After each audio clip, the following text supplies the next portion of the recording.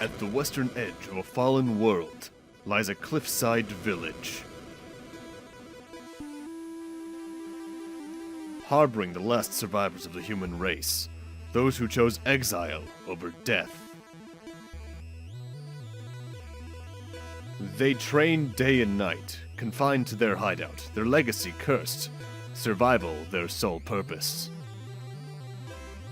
Legend warns of the demon army, bound to strike again, eager to completely eradicate humans. Fortunately, legend also tells of a hero flying in from the Western Ocean to bring protection and knowledge. On a day that begins like so many others, a young ninja is about to be visited by the Western hero.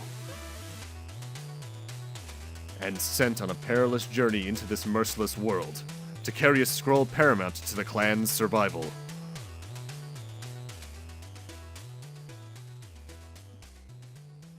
Well, that's relatively low fanfare for a title screen.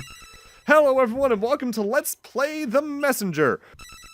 Let's just get right on in and name our standard character. I'm going to be going on New Game because New Game Plus kind of doesn't work well for LP's sake. And with a name that's totally not a reference to something else, let's get right into it.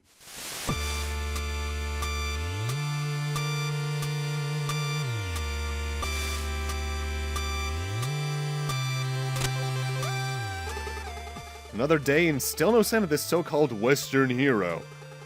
Training used to be fun, but all we do now is memorize boring prophecies. Demon army this and magic scroll that. Nothing's happened in centuries, so why are we still hiding? I wish I could just leave this place and go explore the world. Gather around, everyone. History lesson is about to begin. Great, another lecture. Well, I'm a punctual student. Guess I should at least show up this time. Yeah, because I actually have a tendency of being punctual in real life, so let's just get on over there. Being a platformer, we just have to head right to do that, though. And we'll be getting into the game's main mechanic right now.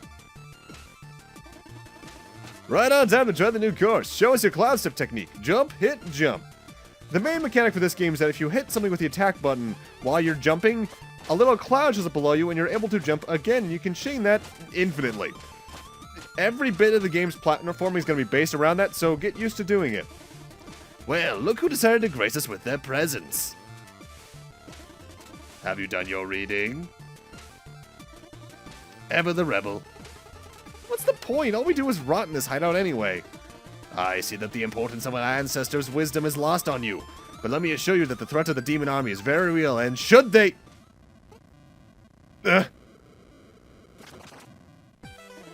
They've returned! This is all wrong. The Western hero was supposed to save us. Watch out!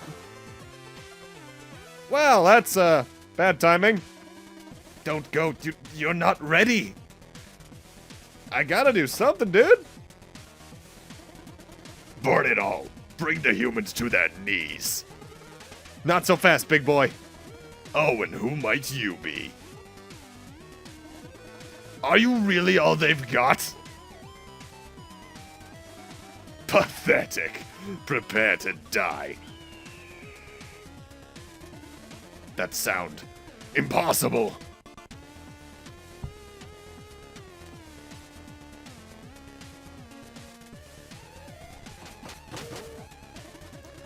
It seems luck is with you this day. Barma'Thazel. Yes, my king. Keep an eye on this worm. Certainly, my king. Count your blessings, ninja. My minions will make short work of you in the autumn hills. Are you the Western hero? Something like that. To be honest, I got here way too late. As you look like the most capable around here, I have a task of the utmost importance for you. Take this scroll and carry it across the island. You need to reach Glacial Peak's summit, where 3 sages will be waiting for you. But who are you? And why is this scroll important? You'll find answers along the way. Head for the village gate now. The Shroud at night will be your only protection to make it through the autumn hills. Godspeed, messenger. We got the scroll! You've been chosen to be the messenger, tasked with carrying the scroll across your cursed world. Alright, cool. So now let's head on east and into our first proper level.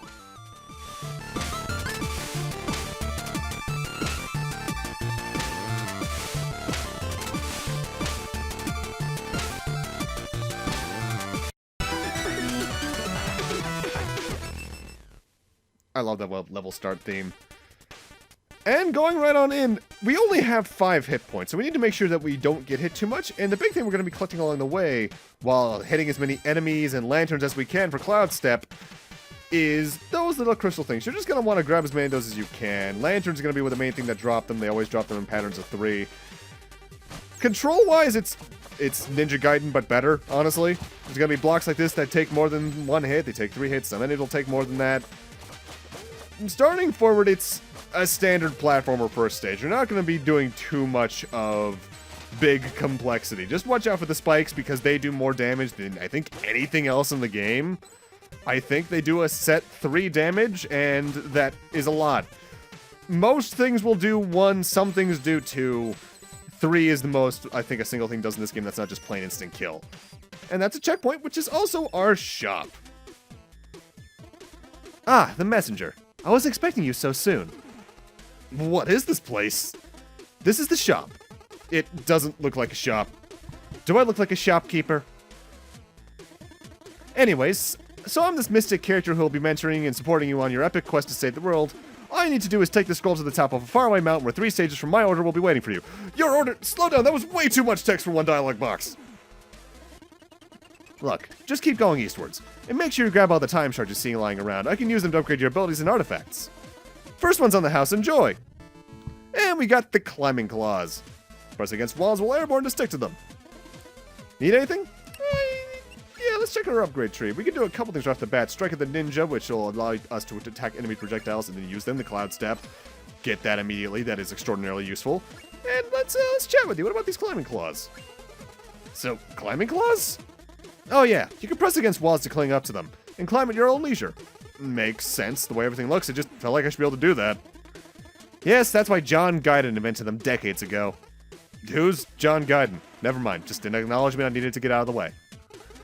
I don't get it. Some will. And what is this place? Seriously though, where are we? Curious, are we? In time, you'll come to realize that the question is not where, but when. That's it? Listen, I know you're still new to this, but you have to be pretty naive to expect anything other than a cryptic information so early on in your adventure. Wouldn't you rather go back into the action anyway? Just buy a health upgrade or something and be on your way.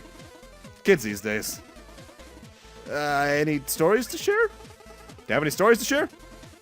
Of course, here's one for you. There once was a servant who didn't know how to read. The day came when his master asked him to read something for her, to which he replied, "I'm sorry, my lady, I can't read." That reply immediately got him fired. So he went out into the streets looking for a tea house to relax and accept the bad news. When he couldn't find any, he reckoned he probably wasn't the only one to wish there was a tea house in his small town, so he opened up his own. It really picked up, and so he built many more and became rich in the process. One day, his accountant asked him to review a piece of document, to which he replied he didn't know how to read. The accountant, who couldn't believe his ears, said, "If you became a millionaire without even knowing how to read, just imagine where you would be if you could read." "Oh, I know exactly where I would be," the rich man replied. "I would be a servant." The end. What? I don't see how this applies to my adventure. It doesn't. You just asked for a story. More like the long version of When Life Gives You Lemons. Alright, since you don't seem to appreciate me sharing some clever material for your next party, I suggest you move along. Alright. If you can't tell just based off that interaction with the shopkeeper, by the way, this game's writing is just amazing. Please don't touch the cabinet. I already told you, the cabinet is off limits. Well, screw you.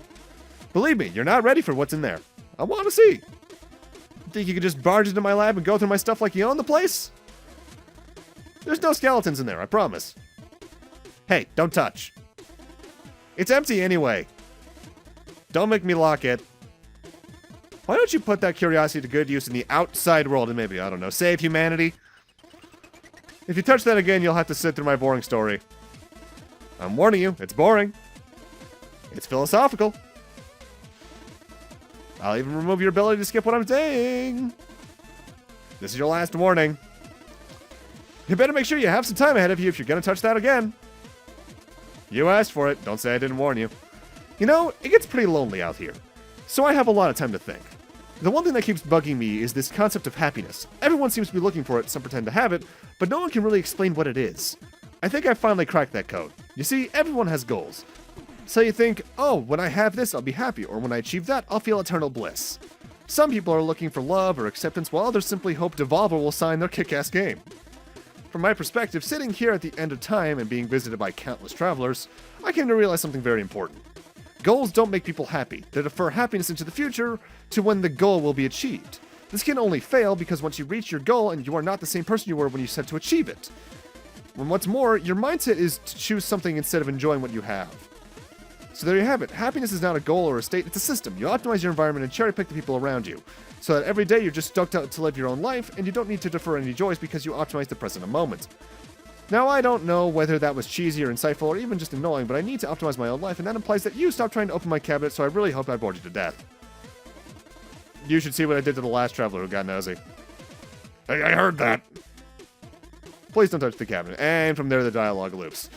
There's a couple of times where you could just completely say screw you to the shopkeeper and just do the opposite of what they're saying. And I'm doing them all. They're for achievements, essentially, and for funny dialogue. Yeah, you might even hear a couple times whenever I have to read it that I'm still cracking up, because it's just the right amount of witty and sarcastic. It works so well.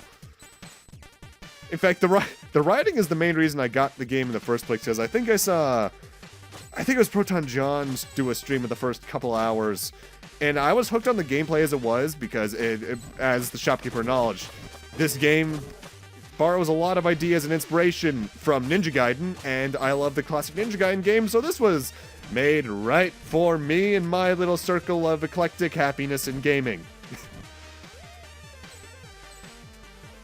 And then I just played along with it, and then I realized, oh, it's more than just witty writing and a good gameplay segment, it's just generally good. Now, the first stage, Autumn Hills, is about as vanilla a first stage as you can get. There's very few enemy varieties, basic platforming challenges, nothing too notable in terms of difficulty. Though I should note, not every checkpoint in the game is going to be a shop. You might see there's one right there on the left side of the screen that I just activated. There's a checkpoint without a shop. Essentially, they place shops at about 2 or 3 points throughout each level, and in between them are the harder difficulty, or at least rising difficulty platforming challenges with some standard checkpoints between them. Though later on, getting shops isn't going to be as much of a problem for reasons I'll talk about later. Time shards are going to be a bit of a effort to grab this early on in the game, admittedly, just because they're so scattered and things do cost a good bit. But again, we're going to be getting so many throughout the game that it's not going to feel like it.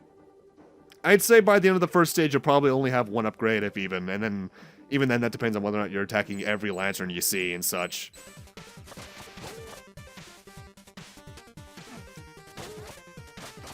And I feel like I should mention it now, because I'm probably going to be mentioning it a lot. This game's soundtrack is incredible, and the Autumn Hills theme here is, if it's not my favorite theme in the game, it's top 3. I can think of at least 2 others in the base game that I would like about as much.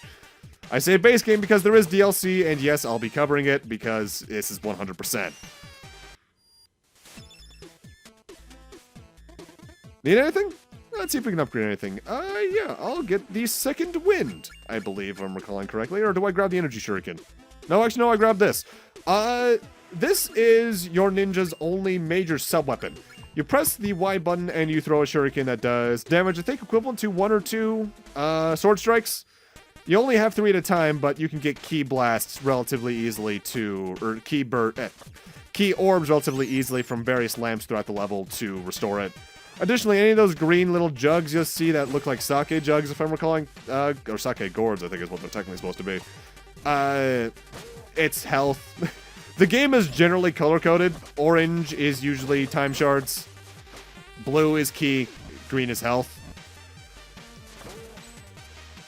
They place health relatively common throughout the stages early on in the game, but later on it does get a bit more scarce just because it's later on. You should be not only a bit more used to what you're playing up against, but as well as what you're just going up against.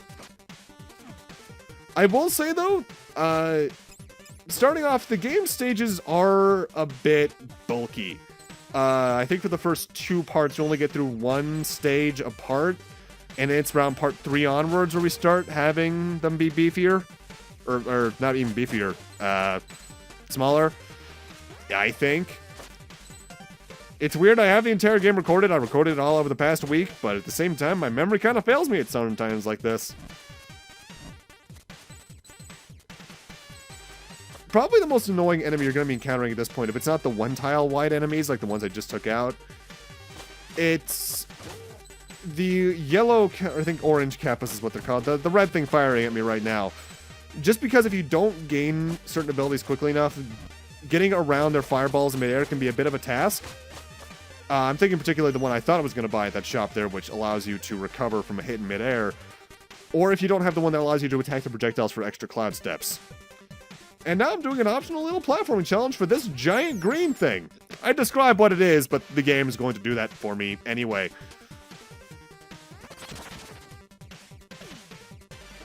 So, it seems you're the one to wander off the beaten path. What was that big green object? Oh, you mean that thing you just smashed instead of collecting? It's a power seal. There are many others like this one, but to be honest, I'm not really sure what they do. I can tell you that finding them all is optional, but if you're the kind of adventurer that likes to go for the extra challenge, you'll want to keep an eye out for hidden rooms. And who knows, it may or may not unlock an overpowered upgrade. Anyway, I'll be in my shop. I like the sound of that overpowered upgrade, so you're damn right I'm doing it. That is the biggest collectible in the game, though. You can figure out how many there are immediately, so I'll just tell you outright, there are 45 of them throughout the game. But we're not able to grab a lot of them starting off. I'll talk more about why, starting from, like, what, part 7 or something like that? Well, yeah, you'll figure out when I can start talking about it in depth.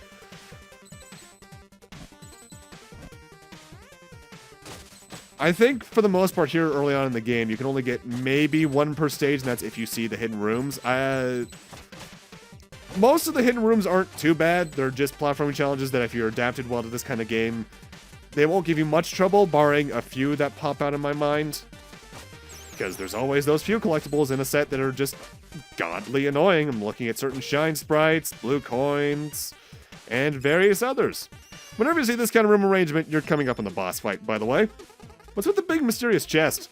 It appeared when you smashed your first power seal. You still need 44 power seals to open that, rather. Let's talk to you, because the shopkeeper always has something to say about the boss. Looks like you're almost at the end of this area. Did I forget to mention there's a giant leaf monster guarding the exit? You did. Haha, the look on your face. Don't worry, my dear adventurer. Leaf monsters only come out during a full moon. Oh, is it a full moon right now? Yes. Oh, I didn't mean to, well, good luck. Thanks. That helps a lot. And now I'm going to get second win because it's just more useful than the health upgrade for me right now. Generally speaking, the things on the right side of the upgrade screen are your movement upgrades, and they're the things I prefer to get. The left side is attack or health or key. And the boss of the first stage, as the shopkeeper brought up, is a giant leaf monster. This thing is relatively invincible when its leaves are on it, but its main attacks are always to throw the leaves off of it, leaving itself open to attack like that. The big attack to fear is the one it just did there, actually, where it jumps to the top of the screen and then throws its leaves to the bottom of the screen. But it doesn't exactly scream, oh, I'm also going to split my leaves up in 2 there, and that can cause some damage pretty quickly if you're not ready. After that, in its pattern, it'll just try to jump on you, and then it loops. Whenever a boss starts flashing, that means it's lower on health. When it's flashing really fast, you're probably about to kill it. Just a bit of a no shit Sherlock moment there. It's the first boss. It's nothing too bad. Dying in the first stage in this game, I find, is a relatively hard thing to do, honestly, if you're not doing it purposely. And there is an achievement for getting to a certain point in the game without dying, but I'll tell you this, I don't do that this playthrough. But with that, I'm going to need to end this off here. Thank you guys for watching, and in part 2, we're moving on to stage 2 and technically 3, but more on that later. See you guys then.